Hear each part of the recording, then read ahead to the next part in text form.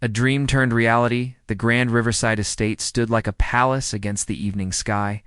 Crystal chandeliers hung from vaulted ceilings, casting warm golden light across marble floors. White roses and pale pink peonies filled every corner, their sweet perfume mixing with expensive champagne and designer perfume. This was the wedding everyone had been talking about for months. Jasmine Clark stood near the bridal suite doorway, smoothing down her blush pink bridesmaid dress for the 100th time. The silk fabric felt foreign against her skin. She was more comfortable in jeans and oversized sweaters than this elegant gown that seemed designed for someone far more graceful. Inside the suite, her best friend Natalie Brooks glowed like starlight. The wedding dress fit her perfectly, all lace and elegance. Her dark hair was swept into an intricate updo, tiny diamonds catching the light with every movement. The weight of change, Jazz, can you help me with this veil? Natalie called out, her voice bubbling with excitement. Jasmine stepped forward, carefully adjusting the delicate fabric. Her hands trembled slightly. This was it. The moment everything changed. After today, Natalie would be Mrs. Hoffman, living in a world of country clubs and corporate dinners. A world where their Friday night pizza marathons and spontaneous road trips would become distant memories. "You look absolutely stunning," Jasmine said. Meaning every word, Natalie turned, gripping both her hands tightly. "I could not have done any of this without you. You have always been my rock, Jazz. That will never change." Jasmine forced a smile, pushing down the ache in her chest. That is what best friends are for.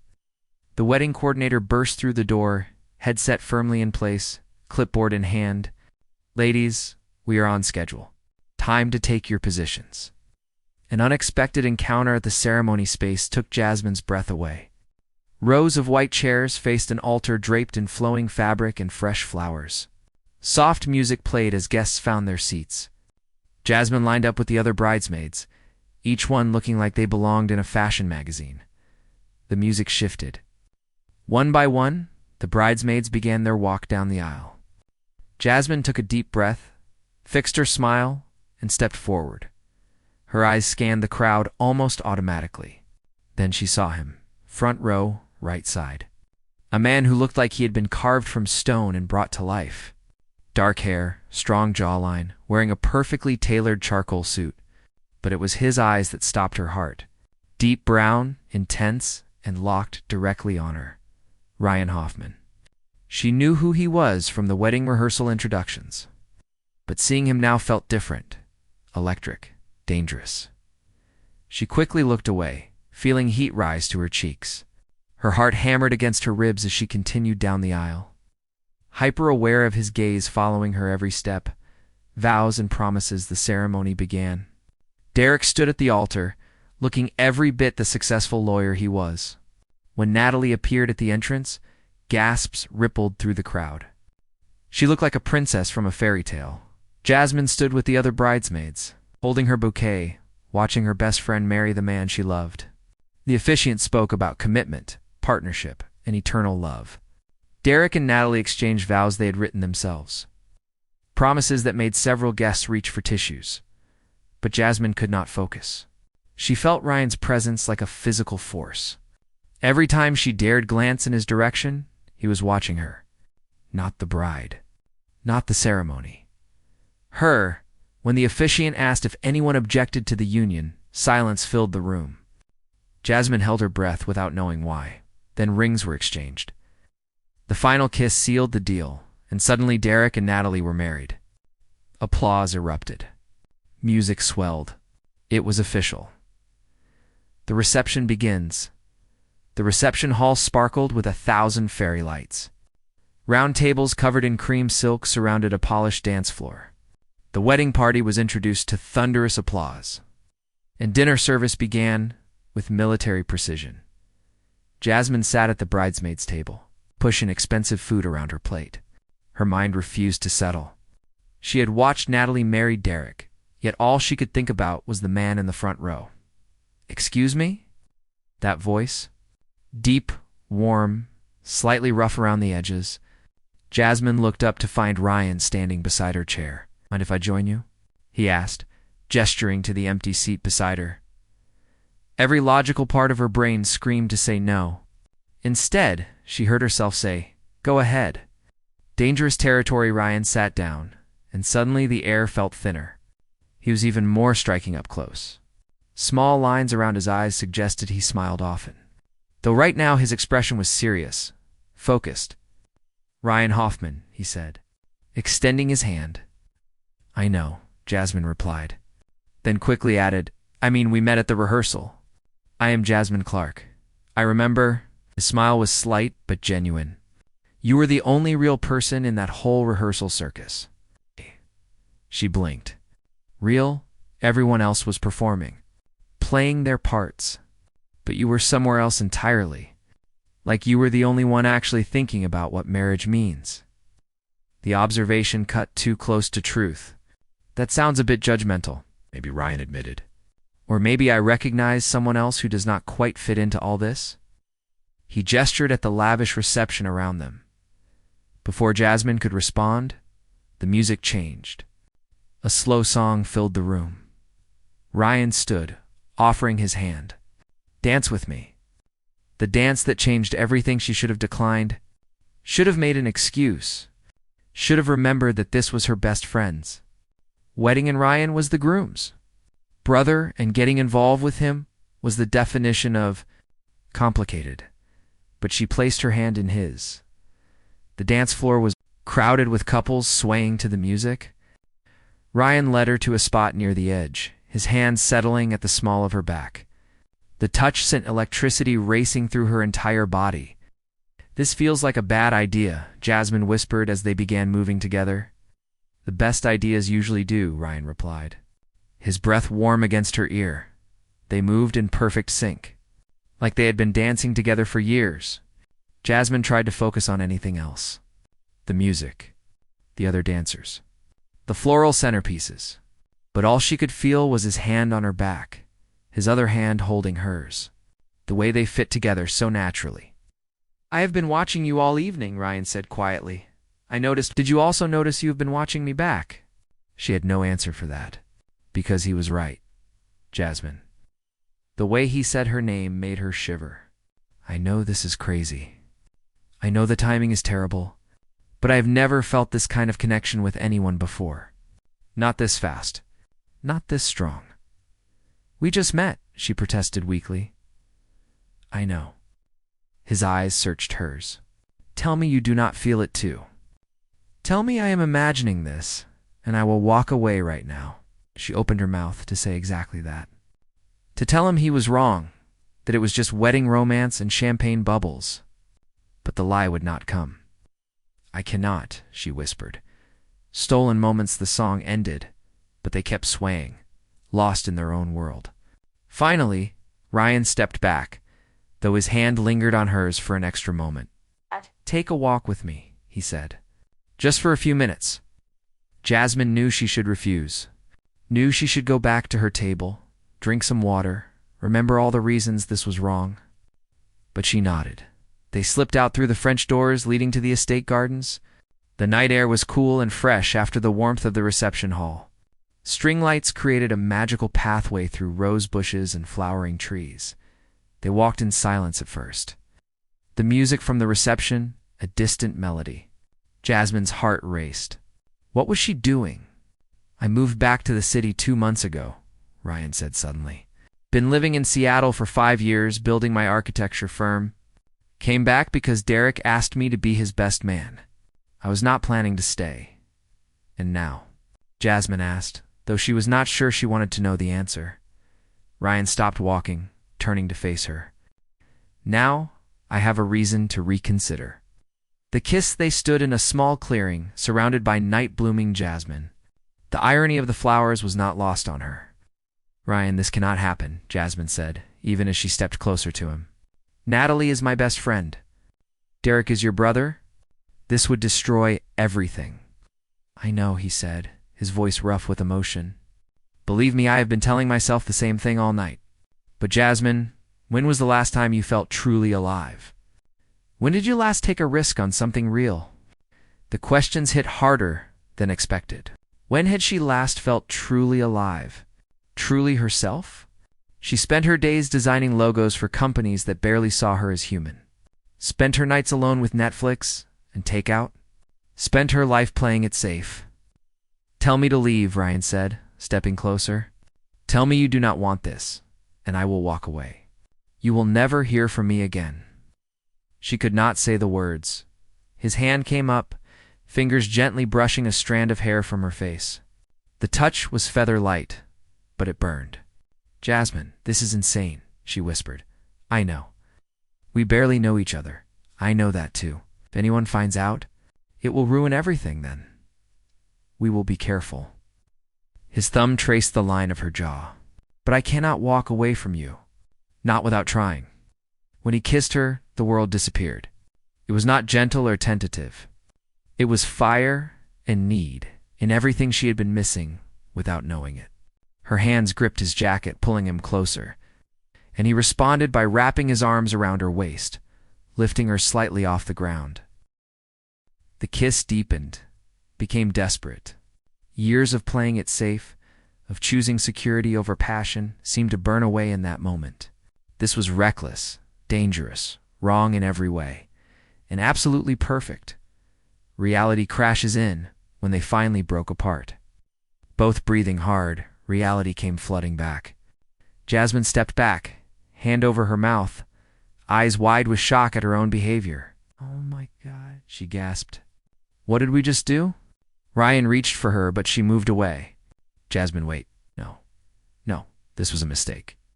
A huge mistake." She backed toward the building, shaking her head. "I have to go. I have to get out of here, Jasmine, please."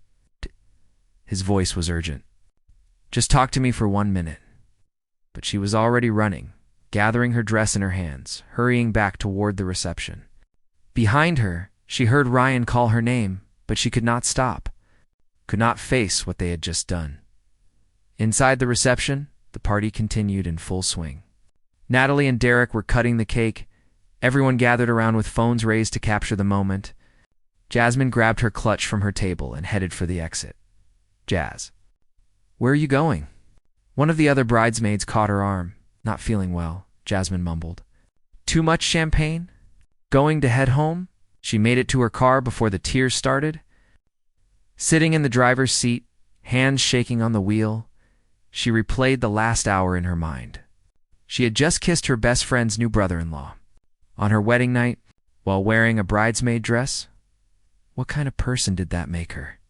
Her phone buzzed. "Unknown number. Please do not run from this. It's from us. I got your number from the wedding coordinator. I know tonight was crazy, but it was also real. More real than anything I have felt in years. Can we just talk, please?" Ryan. Jasmine stared at the message for a long moment. Every rational thought told her to delete it, block the number, pretend tonight never happened.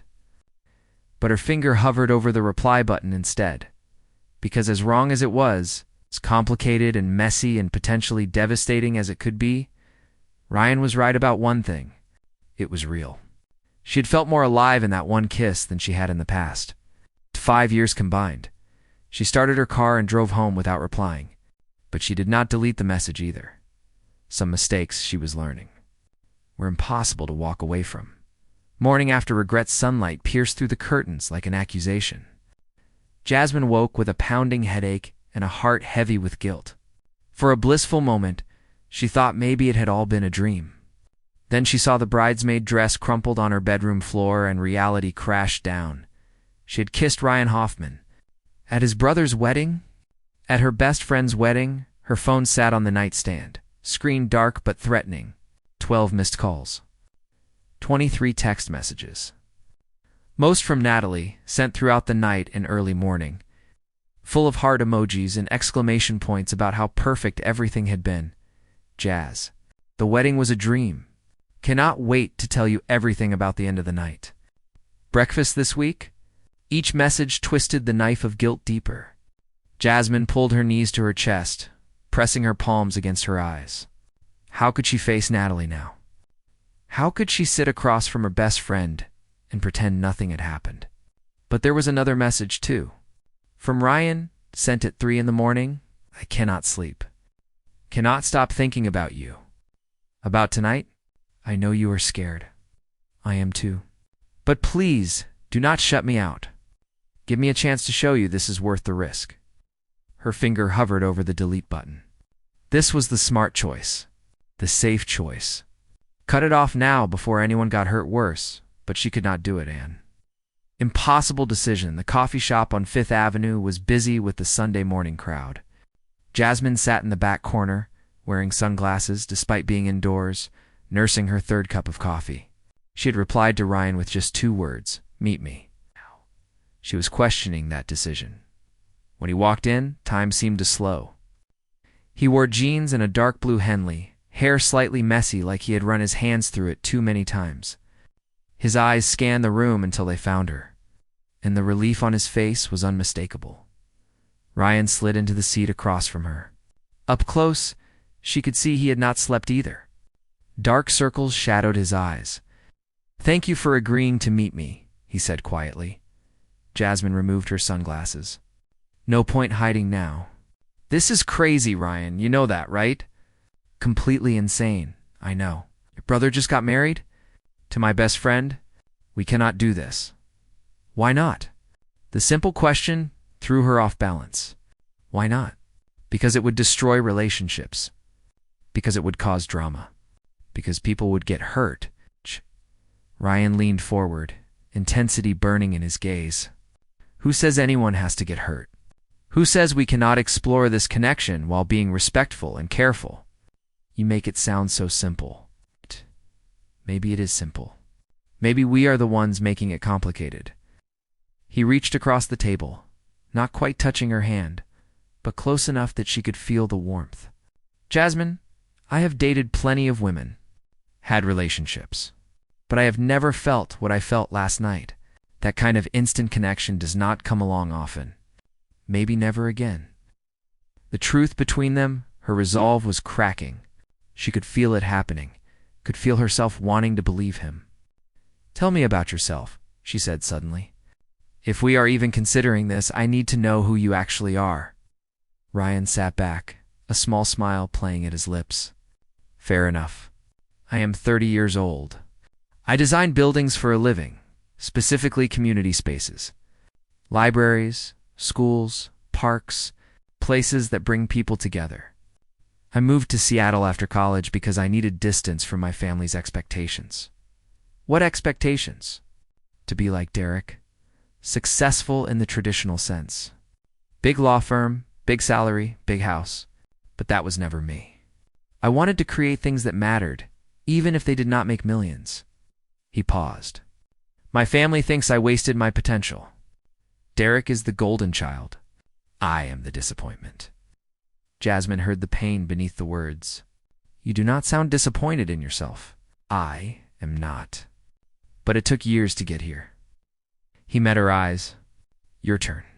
Who is Jasmine Clark when she is not being a bridesmaid?" She hesitated, then decided honesty was the only option. "I am 28. I run a small graphic design business from my apartment. I love what I do, but hate the feast or famine nature of freelancing. I am terrible at cooking, excellent at ordering takeout, and I have watched every crime documentary ever made." Oh. Ryan laughed, and the sound made her chest tight. "I also," she continued, voice dropping, "have spent most of my adult life playing it safe, taking the secure option, never rocking the boat, and I am tired of it. Tired of feeling like I am watching my own life from the outside." "Then stop watching," Ryan said simply. "Start living." One date, they talked for 2 more hours. About everything and nothing. Books they loved, places they wanted to travel, embarrassing childhood stories. The conversation flowed like they had known each other for years instead of hours. Finally, Jasmine checked her phone and gasped. "I have to go. I told Natalie I would call her this afternoon." Ryan stood when she did. Outside the coffee shop, the city bustled around them, indifferent to their crisis. "Have dinner with me," Ryan said. "One real date. If it is terrible, if the chemistry was just wedding magic, we will know. We can walk away clean, and if it is not terrible, then we figure it out together. One step at a time." Jasmine looked at him. Really looked at him. Saw the hope and fear mixed in his expression. Saw someone who was willing to risk everything for a chance at something real. One date, she agreed. But Ryan, if this goes badly, if people get hurt, we stop. Immediately, deal. Dealey smiled, and it transformed his entire face. Friday night. I know a place. She nodded, already wondering what she had just agreed to. As she walked away, she felt his eyes on her back and knew, without question, that Friday could not come fast enough. The guilt grows jazz. Finally, I've been trying to reach you all day. Natalie's voice through the phone speaker was bright with happiness. Jasmine lay on her couch, staring at the ceiling, phone balanced on her chest. Sorry, I had a client emergency this morning, she lied smoothly. Too smoothly? When had lying to her best friend become easy? No worries. I just wanted to thank you again for everything. The wedding was perfect. Beyond perfect. And you were amazing. Each word of praise felt like a small cut. It was a beautiful day. You and Derek look so happy. We are. Jazz, I am so happy I could burst. Natalie paused. Hey, are you okay? You sound weird. Panic fluttered in Jasmine's chest. Just tired. Too much champagne last night. I saw you leave early. Are you sure you are feeling all right? Positive. Just needed my own bed. Another lie. They were piling up now. We'll get some rest. Oh, Derek's brother Ryan asked about you. Apparently you two talked at the reception. Jasmine's heart stopped. We did? Yeah, he mentioned you seemed interesting. I told him you were single. Natalie laughed. Honestly, you two might actually be perfect for each other. Both creative types, both a little on the outside of things. I should set you up, no. The word came out too sharp, too fast. Silence on the other end. Then, okay, sorry, did not mean to overstep. You did not. I am not looking to date right now. Work is too busy. Understood, but Jazz, do not close yourself off to possibilities. You deserve someone amazing. After they hung up, Jasmine pressed her hands over her face. This was already becoming too complicated. She should cancel Friday. Should end this before it truly began. But she knew she would not. Friday night, Tryan picked her up at 7. When she opened her apartment door, his expression told her everything she needed to know. She had chosen a simple black dress, nothing fancy, but the way he looked at her made her feel like the most beautiful woman alive. You are stunning, he said simply. The restaurant was small and tucked away on a quiet street. Exposed brick walls, soft lighting, intimate tables, not showy or expensive, but warm and genuine. How did you find this place? Jasmine asked as they were seated. I designed the building next door. The owner invited me to opening night 3 years ago. I have been coming back ever since. Ryan smiled across the candlelight. It felt right to bring you here. Dinner was perfect. They talked about his latest project, a community center for a neighborhood that desperately needed one. She showed him mock-ups for a new client's branding package. The conversation never lagged, never felt forced. Can I ask you something personal? Ryan said over dessert. Depends on how personal. Why did you look so sad at the wedding? Before you saw me, when you were standing with Natalie, the question caught her off guard. Most people never look deep enough to see past the surface smile. Was losing my best friend, she admitted quietly. Not really losing her, but watching her move into a life where I do not quite fit anymore. The expensive house, the lawyer husband, the country club lifestyle. That is not my world. Did you tell her that? How could I? It was her wedding day. I just smiled and played my part. Ryan reached across the table, taking her hand. For what it is worth, I think you fit everywhere. You just need to find people who see that. The touch of his hand sent warmth flooding through her. This was dangerous territory, but she did not pull away the line crossed. After dinner, they walked through the city. The night was cool, stars hidden by light pollution, but it felt magical anyway. Ryan told stories about growing up in Derek's shadow. Always the weird artistic kid while his brother won every achievement award. Do you resent him? Jasmine asked. Derek? No. He is just living his truth.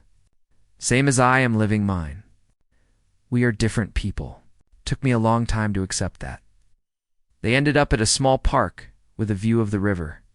The city lights reflected on the water like liquid gold. Ryan led her to a bench overlooking it all. This was a perfect night, Jasmine said softly. It does not have to end yet. She turned to look at him, and the intensity in his gaze stole her breath. Ryan, I know we said we would take it slow. See if the connection was real. But Jasmine, I have never been more certain of anything. He cupped her face gently. I am falling for you. Fast and hard and completely. This is crazy, she whispered. But she was already leaning in. The best things usually are. When he kissed her this time, it was different from the wedding night. Less desperate, more certain. A promise instead of a question. She melted into him, hands gripping his shirt. Losing herself completely in the moment. When they finally pulled apart, both breathing hard, Ryan rested his forehead against hers. Stay with me tonight. Not for anything other than being together. I just want to hold you. Every rational thought screamed at her to say no. To go home, create distance. Protect herself and everyone else from the inevitable fallout. But she was tired of playing it safe. Okay, she breathed. Yes, the secret begins. Ryan's apartment was exactly what she expected. Modern, clean lines, floor-to-ceiling windows overlooking the city. Architectural models scattered on tables, framed blueprints on walls. This is really you, Jasmine said, touching one of the models. It feels authentic. Unlike the Hoffman family mansion where Derek and Natalie will probably end up. He smiled, but there was sadness in it. They sat on the couch, and Ryan pulled her close. True to his word, nothing happened beyond holding each other. They talked until early morning, sharing secrets and dreams and fears. What are we going to do about Derek and Natalie? Jasmine finally asked as dawn began to lighten the sky. Ryan was quiet for a long moment. We tell them when the time is right, after they get back from their honeymoon. When things have settled, they are going to hate us. Maybe, or maybe they will understand that sometimes love does not follow convenient timelines. Jasmine wanted to believe him. But deep down, she knew the secret could not stay hidden forever. And when it came out, there would be consequences. She just hoped those consequences would not destroy everything. The discovery 3 weeks passed in a blur of stolen moments and secret meetings. Ryan and Jasmine were careful. No social media posts. No public dates in places they might be recognized. It was thrilling and exhausting in equal measure. But secrets have a way of revealing themselves. Jasmine was at a client meeting when her phone exploded with messages. First from Natalie, then from numbers she did not recognize. Finally, a call. We need to talk. Now. My place. Natalie's voice was ice cold. The drive to Natalie's new house felt like walking to her own execution. Her hand shook on the steering wheel. Someone had seen them. Someone had told. The careful walls they had built were crumbling. Natalie answered the door, arms crossed, face stony. Come in. The house was beautiful. Everything perfect and coordinated. Jasmine barely noticed. Natalie, I can explain, can you? Natalie's voice cracked. Can you explain why my cousin saw you and Ryan having dinner last week? Holding hands. Kissing in public. Jasmine's stomach dropped. I am so sorry. Sorry? Natalie's voice rose. You were dating my husband's brother, and you did not think to tell me. How long, Jazz? How long has this been going on? Since the wedding, Jasmine admitted, tears streaming down her face.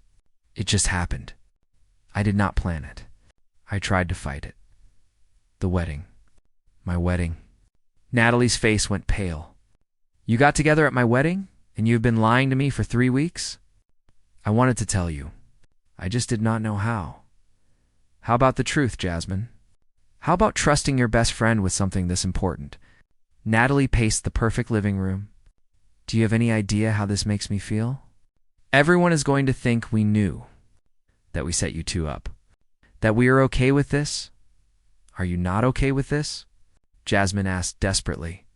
Natalie stopped pacing, turning to face her. I do not know. I do not know anything anymore. You are my best friend. You have been my person since college. But you lied to me. You snuck around behind my back. You made me feel like an idiot. It was not like that. Then what was it like, Jazz? Explain it to me. Jasmine took a shaky breath. I fell in love with him, Nat. I did not mean to. I did not want to. But I fell in love, and for the first time in my life, I felt truly alive. Truly seen. And I know the timing is terrible. I know this complicates everything, but I cannot walk away from him. Silence filled the room. Natalie sank onto the couch, head in her hands.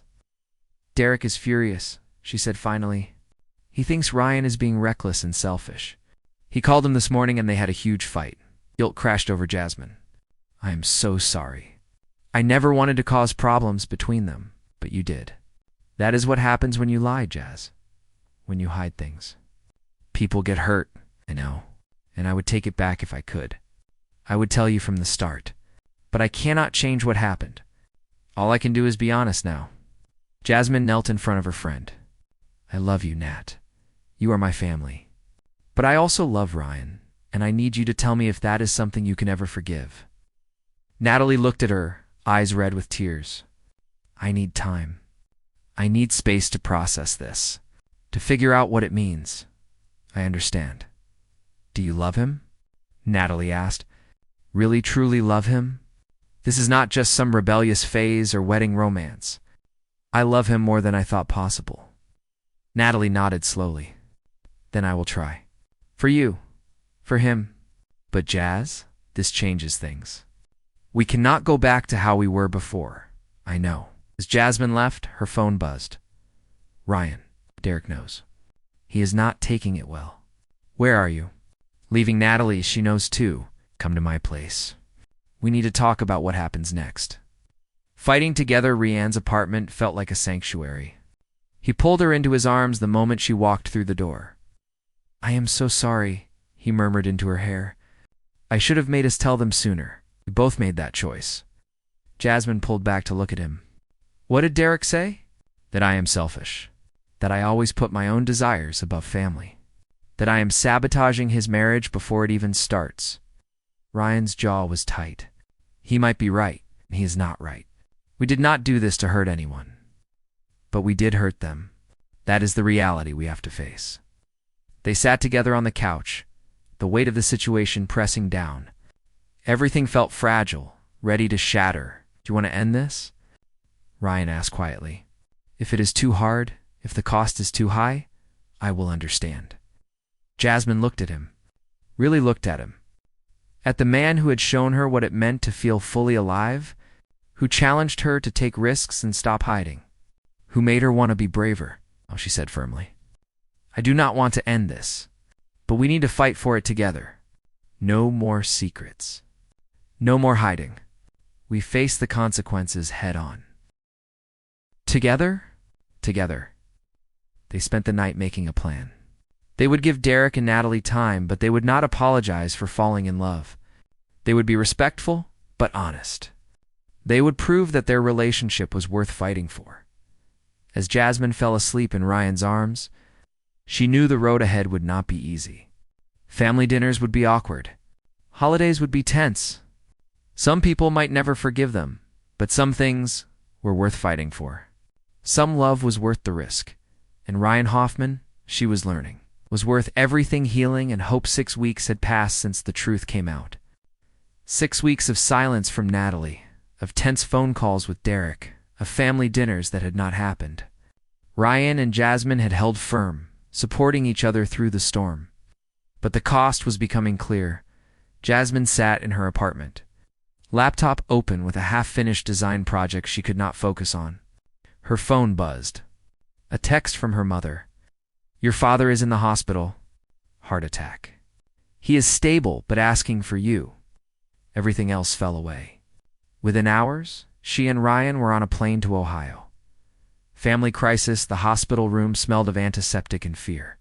Jasmine's father looked smaller somehow, fragile in the bed, with tubes and monitors surrounding him. Her mother sat in the corner, face drawn with exhaustion.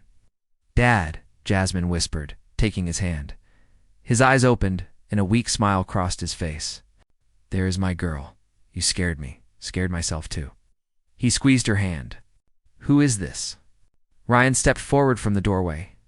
"Ryan Hoffman, sir. I am with Jasmine." Her father studied him with sharp eyes, despite his condition. "The one she told us about? The one causing family drama?" "Dad!" Jasmine protested. "It is okay," Ryan said calmly. He moved closer. "Yes, sir. That is me.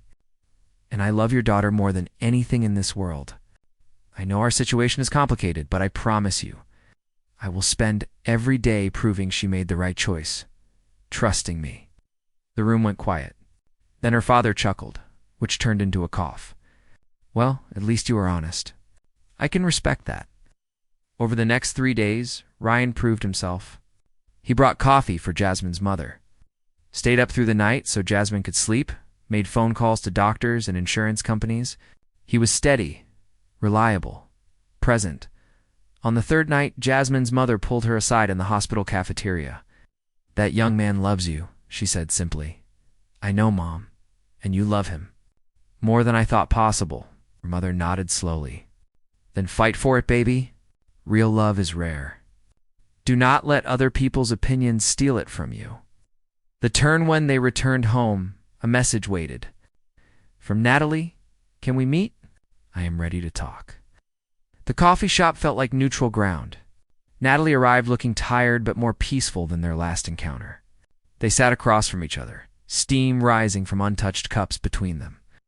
"I have been doing a lot of thinking," Natalie began. "And therapy. Lots of therapy." Jasmine managed a small smile. "That sounds healthy. The thing is, Jazz, I realized something. I was not really angry about you and Ryan. I mean, I was, but not for the reasons I thought. I was angry because your life was changing in a way I did not control, because we were growing apart anyway, and this just made it obvious. We do not have to grow apart. But we will. That is normal. That is life." Natalie reached across the table. "You are still my best friend. But we are both building new lives now. Different lives. And that is okay." Tears spilled down Jasmine's cheeks. "I have missed you so much. I missed you too." Natalie squeezed her hand. "And I talked to Ryan. He called me last week." "Did you know that?" Jasmine shook her head. "He apologized. Not for falling in love with you, but for how it happened. For the secrecy. And he asked for my blessing." Natalie smiled through her own tears. "I gave it to him, you did. Jazz, anyone who loves you that much deserves a chance. And anyone who makes you this happy deserves my support." They talked for hours, rebuilding their friendship brick by brick. It would not be exactly what it was before, but maybe it would be something better. Something more honest. Building bridges Derek took longer to come around. Family dinners remained awkward, conversations stilted. But slowly, gradually, the ice began to thaw. It happened over a basketball game. Ryan had invited Derek to shoot hoops at a local court, just the two of them. According to Ryan, they barely talked at first, just played in tense silence. Then Derek had said, "You really love her?" "More than anything," Ryan had replied. "She makes you happy? She makes me want to be better. Every single day?" Derek had nodded, taken a shot, missed. "Then I guess I need to get over myself. You are my brother." That is not changing. It was not a complete reconciliation, but it was a start. Success and celebration 3 months later. Jasmine's design studio officially opened. Not from her apartment anymore, but a real storefront with windows displaying her work. Ryan had helped design the space, creating something that felt like home, but professional. The opening party was small, but filled with love. Her parents had driven up. Natalie and Derek came, slightly uncomfortable but present. Ryan stood beside her, arm around her waist, beaming with pride. "Speech." Someone called out. Jasmine laughed, holding up her hands. Okay. I just want to say thank you. To everyone who believed in me. To my parents who supported my crazy dream of being an artist. To Natalie, who has been my rock since college. She turned to Ryan. And to Ryan, who taught me that playing it safe is not really living at all. The room erupted in applause. Ryan kissed her temple, whispering, "I am so proud of you." That night, back at Ryan's apartment, he poured champagne. "To new beginnings, to risks worth taking," Jasmine added. They clinked glasses, and Ryan suddenly looked nervous. He set down his glass and reached into his pocket. "Ryan, what are you doing?" He dropped to one knee, and Jasmine's heart stopped. "Jasmine Clark, I know. We did everything backwards. I know we made it messy and complicated, but I also know that every day with you is better than any day without you." He opened a small box, revealing a simple but beautiful ring. "I do not want to wait anymore. I do not care about perfect timing or proper traditions. Will you marry me?" Tears streamed down her face. "Yes. 1,000 times yes." The circle completes. They planned a small ceremony. Nothing like Derek and Natalie's extravagant affair. Just family and close friends in a garden by a lake. Simple, honest, real. The morning of the wedding, Natalie arrived at Jasmine's hotel room, carrying a garment bag. "I brought you something," she said, pulling out a delicate veil. "It was my grandmother's. Something borrowed.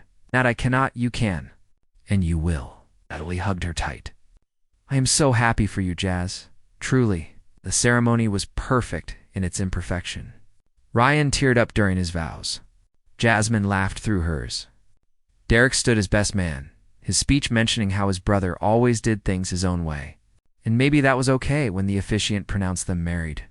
Ryan kissed Jasmine like she was the only person in the world, because to him, she was. At the reception, Jasmine watched the scene unfold.